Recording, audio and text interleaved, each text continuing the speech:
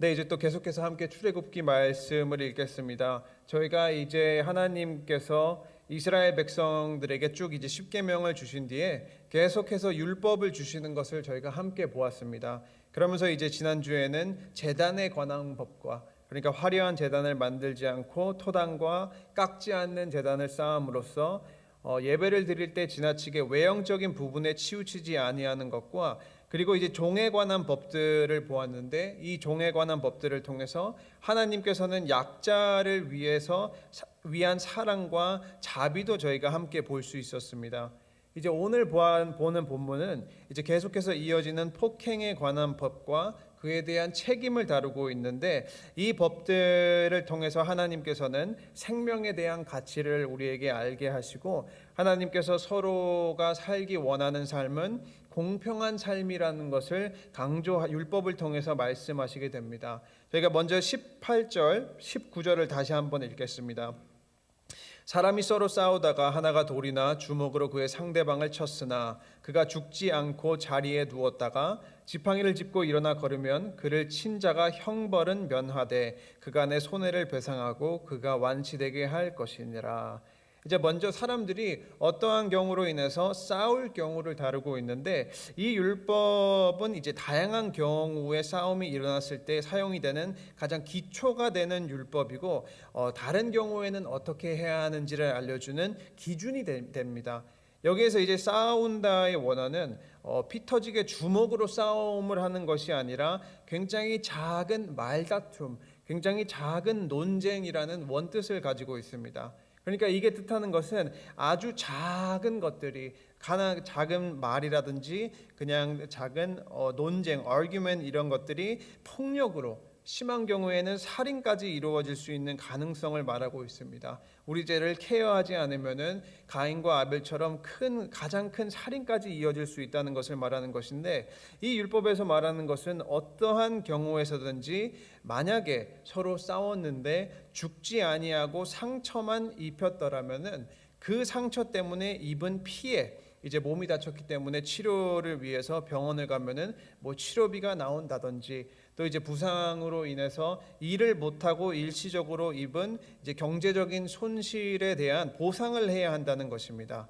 그러니까 이제 주석을 확인해 보니까 이스라엘 사람들은 이 규정을 정확하게 시행하기 위해서 만약에 싸우고 피해자가 생기고 가해자가 생기면은 일단 가해자를 감옥에 보낸 뒤에 제3자를 통해서 부상자를 확인했습니다.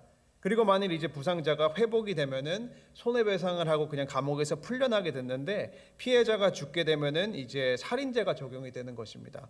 그런데 우리가 이제 이 본문에서 유심히 봐야 하는 게 있는데, 하나님께서는 지금 분명히 둘이 싸웠는데 먼저 때린 사람이 잘못되었다는 말을 하지 않으시고 싸움의 원인을 제공한 사람이 잘못되었다고도 하시지 않으십니다.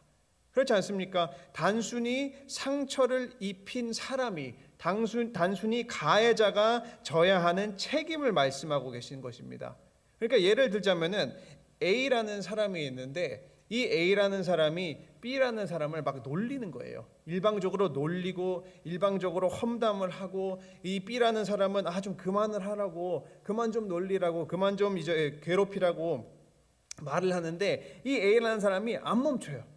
그러다가 이 A라는 사람이 B를 막 밀치기도 해요. 그러니까 B가 참다가 못해서 그만해라고 한번 딱 밀쳤는데, A라는 사람이, 그러니까 가해자가, 어떻게 보면은 가해자가 아니라 먼저 원인을 제공한 사람이 다리를 부러뜨리면은, B는 어떻게 보면은 우리가 요즘 말로 생각을 하면은 정당방위이지만 손해배상을 해야 한다는 것입니다. 그 입힌 피해에 대해서.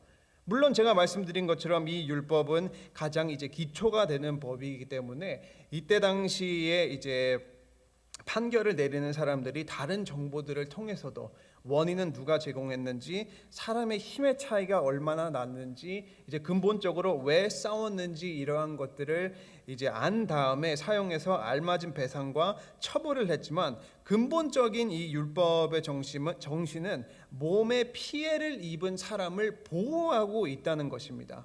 그러니까 그 말은 하나님께서는 하나님의 형상으로 지어진 사람의 생명을, 또 넓게 해석하면은 그 사람의 인격을 중요시 여기시고, 사람은 사람으로서 서로 보존을 하고 지켜야 한다는 책임을 가지고 있다는 것입니다. 그렇기 때문에 피해자를 보호하는 율법을 주시는 것이죠.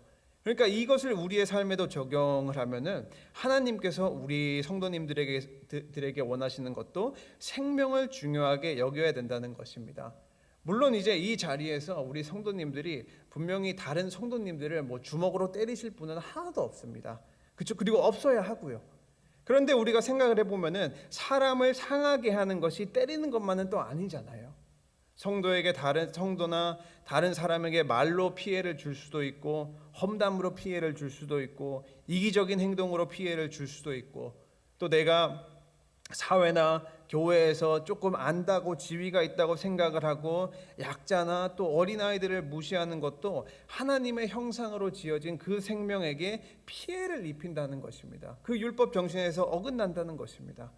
하나님께서 모든 성도님들을 교회로 부르신 것은 교회 안에서 서로가 함께 섬기고 그리스도의 몸을 하나로 세워가도록 하기 위해서 하나로 부르신 것이지 서로 피해를 입히라고 부르신 것은 아니지 않습니까? 그렇기 때문에 우리 사랑하는 친구교회 성도님들은 싸움보다는, 험담보다는, 그저 주먹으로 때리는, 말로 때리고 험담으로 때리는 것보다는 선과 의로 그리고 사랑으로 교회를 잘 세우시기를 주님의 이름으로 축원합니다. 이제 20절입니다. 18절과 19절과 비슷한 맥락으로서 이제 자신의 종을 때렸을 경우에, 종을 때렸는데 피해를 입히면 어떻게 해야 하는지를 말해줍니다. 20절, 21절. 사람이 매로 그 남종이나 여종을 쳐서 당장에 죽으면 반드시 형벌을 받으려니와 그가 하루나 이틀을 연명하면 형벌을 면하리니 그는 상전의 재산임이라. 그러니까 일단은 살인의 경우에는 종이라도, 이 관계가 주인과 종의 관계더라도 주인이 그 종을 때려서 죽게 되면은 주인은 마찬가지로 살인죄가 적용이 된다는 것입니다. 그렇기 때문에 사형을 통해서 처벌을 받게 되고, 이제 종이라도 동일하게 생명을 이제 중요시하는 법이 적용이 됩니다. 그러나 이제 예를 들어서 종이 만약에 심하게 잘못된 일을 했다든지 또는 주인의 이제 물건을 뭐 이렇게 훔치다가 걸린 경우에는 주인은 마땅한 처벌을 할 수 있다는 권리가 있다는 것도 알 수 있습니다. 그러나 이제 다만 그 처벌의 범위가, 그 처벌을 할 수 있는 범위가 사람이 죽기까지 심하거나 뭐 주인이 자신이 너무 열받아 가지고 혈기를 부린다거나 이제 잔인해져서는 절대로 안 된다는 것입니다. 그러니까 주인으로서의 자신의 어떻게 보면 재산도 보호가 되고 이제 종으로서의 인권도 함께 보호를 받는 것입니다. 그러니까 이제 21절을 보면은 처벌을 통해서 하루 이틀, 만약에 처벌을 했는데 하루 이틀을 쉬어야 하는 정도면은 주인은 처벌을 받지 않습니다.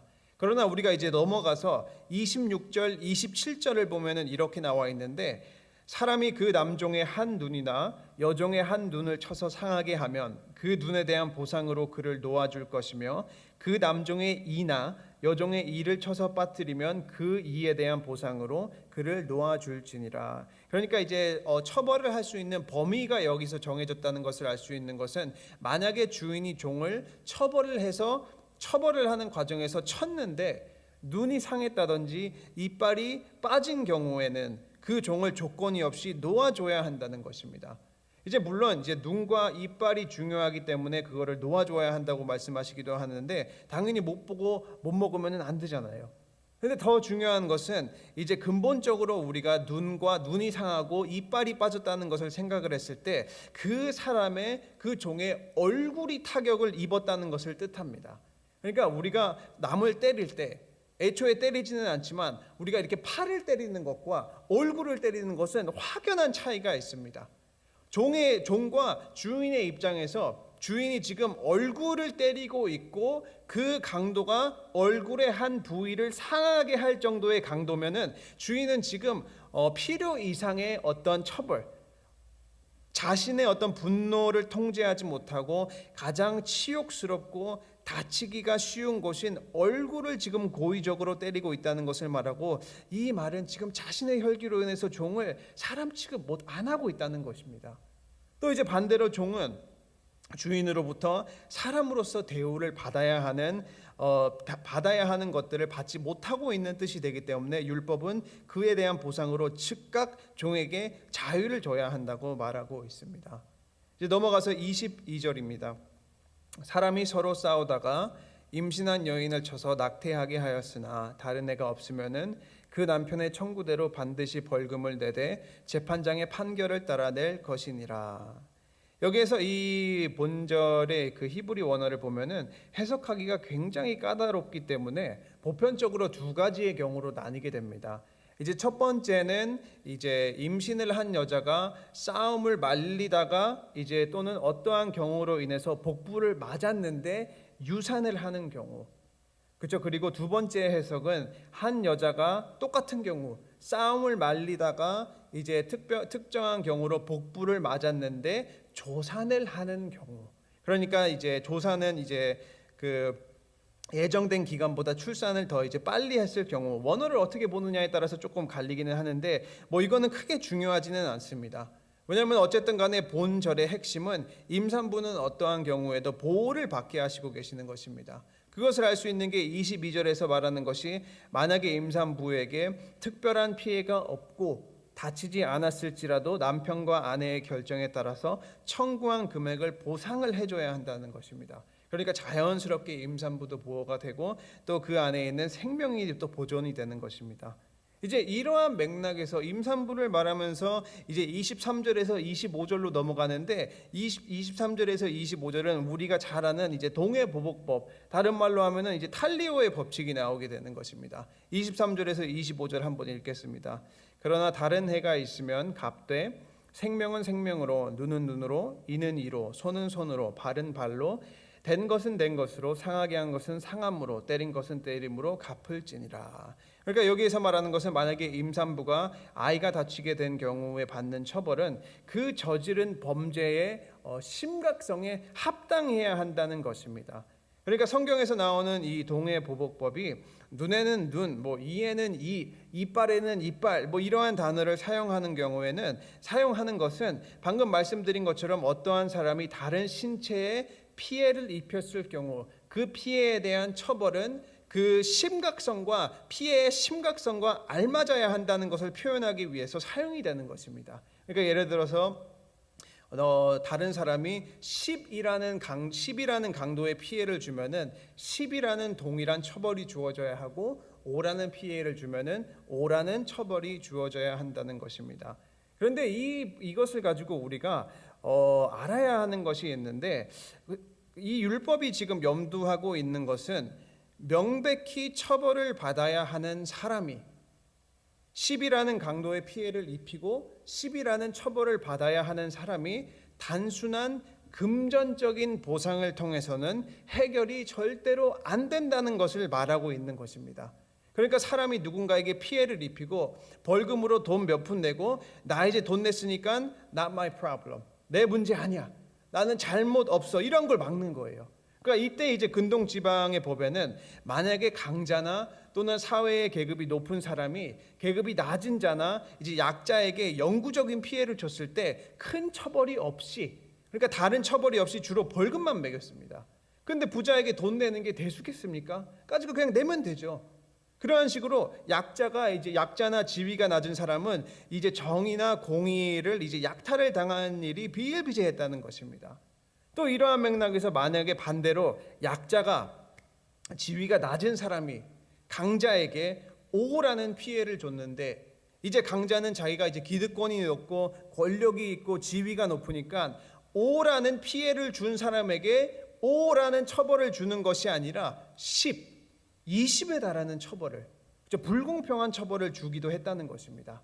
쉽게 말하면 약한 사람이 이제 강한 사람 실수로 다리를 부러뜨렸다고, 뭐 고의로 했을 수도 있고, 다리를 부러뜨렸다고 그 사람의 피해를 준 사람의 다리를 부러뜨리는 것이 아니라 처벌로 훨씬 심하게 그 사람을 죽여버리거나, 아니면은 뭐 눈을 한쪽 상하게 했다고 아예 그 피해를 입힌 사람을 맹인으로 만들어 버리는 경우도 많았다는 것입니다. 그러니까 이러한 배경을 모르고 눈에는 눈, 이에는 이를 문자적으로만 생각을 하면은 구약을 오해할 수 있는 경우 가능성이 너무나 많다는 것입니다. 하나님은 잔인하신 것이 아닌가? 구약의 하나님하고 신약의 하나님 왜 이래 다른 것인가? 그러한 얘기가 나올 수 있는데 오늘 우리가 근본적으로 알 수 있는 것은 하나님께서 주신 율법은 공평성이 강조가 되어 있다는 것입니다. 그리고 약자가 어떻게 해서든지 보호를 받는다는 것입니다. 결국에 하나님께서는 모든 사람이 자신이 한 행동에 대해서 그게 크든지 작든지 알맞은 책임을 지도록 하시는 것이고, 또 강한 자라고 또 돈이 많다고 하더라도 처벌을 돈으로 사거나 그저 지나치게 자신의 기득권을 이용해서 처벌을 할 수 없게 하시는 것입니다. 이 배경을 아는 것이 너무나도 중요합니다. 그리고 우리가 한 가지 더 알아야 하는 것은 이 율법에 있는 눈에는 눈, 이에는 이를 가지고 문자 그대로 적용을 하면은 안 됩니다.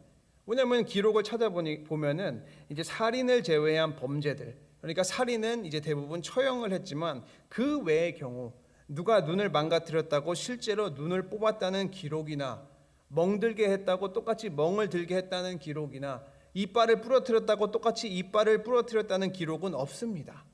그러니까 눈에는 눈, 이에는 이는 이제 대부분 관용적으로 그리고 상징적으로 이해를 하고 적용이 되는 경우가 훨씬 더 많았습니다.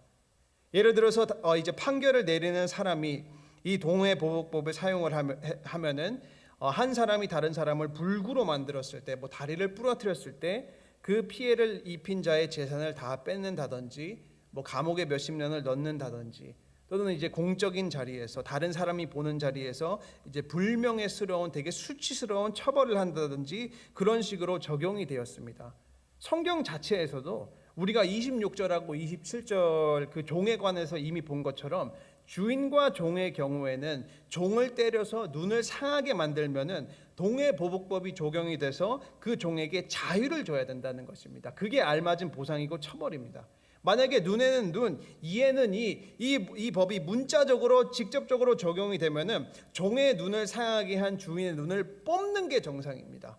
근데 율법에서조차도 이미 율법에서조차도 그게 아니고 문자적으로 적용을 하는 것이 아니라 이러한 표현들을 통해서 모든 자들에게 약자든지 강자든지 지위가 높든지 낮은 것이든지 모든 사람에게 완전하고 정당하고 동일한 정의가 이루어지도록 하나님께서 제정하고 계신 것입니다. 그렇기 때문에 눈에는 눈, 이에는 이는 어떻게 보면은 오해를 사는 것이 아니라 그 안에서 하나님의 어떻게 보면은 자비를 볼 수 있고, 하나님은 공평하신 하나님이시라는 정신을 우리가 알 수 있는 것입니다. 그리고 이제 신약으로 넘어와서는 예수님께서는 이것을 사랑의 개념으로 재해석하시게 됩니다. 예수님께서 마태복음 5장 21절에서 이렇게 말씀하시지 않으셨습니까? 옛 사람에게 말한 바 살인하지 말라, 누구든지 살인하면 심판을 받게 되리라 하였다는 것을 너희가 들었으나 악한 자를 대적하지 말라, 누구든지 내 오른뺨을 치거든 왼편도 돌려대며. 그러니까 예수님께서 새롭게 우리에게 주신 것은 악을 악으로 대응하는 것이 아니라 더 높은 사랑의 차원을 말씀을 하시면서 결국에는 율법을 따르면서 사는 것이 아니라 은혜와 사랑을 따르면서 살라고 말씀하셨습니다. 그렇기 때문에 우리 사랑하는 친구교회 성도님들도 오늘 말씀에 있는 이제 율법에 나온 동해보복법을 가지고 나한테 손해를 준 사람 어떻게 똑같이 손해 보게 할까라고 이제 악한 마음을 품으시는 것이 아니라 피해를 준 사람도 사랑으로 많이 품으시기를 주님의 이름으로 축원합니다.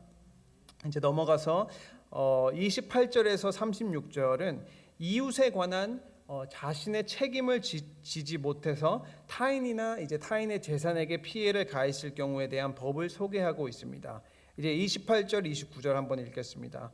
소가 남자나 여자를 받아서 죽이면 그 소는 반드시 돌로 쳐서 죽일 것이요 그 고기는 먹지 말 것이며 임자는 형벌을 면하려니와 소가 본래 받는 버릇이 있고 그 임자는 그로 말미암아 경고를 받았으되 단속하지 아니하여 남녀를 막론하고 받아 죽이면 그 소는 돌로 쳐 죽일 것이고 임자도 죽일 것이며. 그러니까 기본적으로 소가 타인이나 타인의 재산에 피해를 가한 경우에는 원칙으로는 그 소의 주인은 그 소를 잃을 뿐 형벌은 이제 면하게 되어 있습니다. 그러나 이제 29절에서 말한 것처럼 만약에 주인이 이제 소가 원래부터 사람을 받는 버릇이 있는 줄을 알고도 이제 단속을 하지 않는 경우, 그러니까 주인이 이제 관리자로서의 의무를 충실히 하지 않는 경우에는 소와 함께 죽을 수도 있는 처벌을 받거나 속죄금을 통해서 죽음을 면할 수 있었습니다. 이제 33절, 34절도 같은 맥락입니다. 이 경우도 한 사람의 부주의로 인해서 남의 재산이, 그러니까 구덩이를 파뒀는데 그거를 안 덮어놔가지고 부주의로 인해서 남의 재산이 피해를 받은 경우에는 그 소만큼의 값을 보상한 뒤 죽은 소는 부주의를 일으켰던 사람이 갖게 되는 것입니다. 그러니까 결국에 이 마지막 부분의 핵심도 결국 아까와 동일하게 피해자에게도 지나친 보상을 받지 않도록 하시고 가해자에게도 지나치게 징벌을 받지 않도록 하신 것입니다. 그러니까 이 말씀을 통해서 또 간략하게 생각을 해볼 수 있는 것은 우리가 믿는 하나님은 참으로 공평하신 하나님이시라는 것입니다. 공교롭게도 이번 주에 이제 중고등부 애들하고도 이제 같은 주제로 말씀을 나눴는데, 이제 애들도 그렇고 우리도 그렇고 하루하루를 살다가 보면은 대부분 다른 사람들로 인해서 불공평을 당하기도 하고 사람으로 인해서 어려움을 당하기도 하고, 또 반대로 우리의 죄로 인해서 우리가 다른 사람에게 불공평하고 어렵게 할 수 있습니다. 그런데 오늘 말씀에서 또 율법에서 하나님께서는 모든 방면에서 공평하시고 그 율법을 따르는 자, 하나님을 믿는 자도 마찬가지로 공평해야 한다는 것입니다. 하나님께서는 선을 행하는 자에게도 공평하시고 악을 행하는 자에게도 공평하십니다.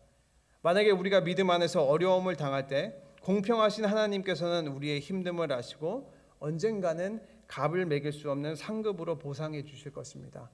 또 반대로 하나님은 공평하시기 때문에 성도는 서로에게 그리고 이웃에게 피해를 입히지 않도록, 불공평을 행하지 않도록 노력을 해야 합니다.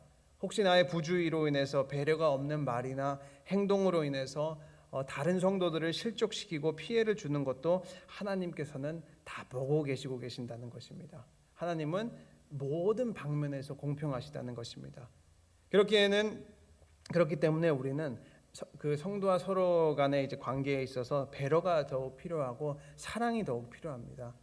우리 사랑하는 친구교회 성도님들, 또 오늘도 새 하루를 사시면서 공평하신 하나님만을 의지하시고 날마다, 그렇죠, 성도와 성도 간에 덕을 세워가시는 우리 복된 친구교회 성도님들이 되시기를 주님의 이름으로 축원합니다. 아멘. 기도하겠습니다. 사랑의 하나님, 감사합니다. 주님, 오늘도 귀한 말씀을 통해서 우리가 생각해보고 또 간구하는 것은 우리 모든 성도님들이 항상 하나님만을 바라보며 하나님의 뜻을 우리의 삶 가운데서 나타내며 공평한 성도님들이 될 수 있도록 도와주시옵소서. 주님, 서로에게 험담이나 욕이나 배려가 없는 말과 행동보다는 사랑으로, 또 이해해주는 마음으로, 자비하는 마음으로 교회를 세우며 서로 간에 교회를 세우고 그리스도의 몸을 세울 수 있도록 도와주시옵소서. 이로 인해 우리 모든 성도님들이 그리스도의 모습으로 자라갈 수 있도록 하여 주시고 날마다 하나님의 은혜를 체험할 수 있도록 도와주시옵소서. 주님, 특별히 몸이 아프신 환우들과 또 이창근 집사님을 위해서 기도합니다. 한 마음 한 뜻으로 마음을 모아 기도할 때 속히 회복할 수 있도록 도와주시옵소서. 주님, 이제 남은 시간 기도할 때 우리 성도님들께서 가지고 계신 모든 기도 제목 하나도 다 땅에 떨어지지 아니하고 그 믿음대로 이루어질 수 있도록 도와주시고, 오늘도 하루를 또 은혜 가운데 인도하여 주실 성령님께 감사드리며 예수님 이름으로 기도드렸습니다. 아멘.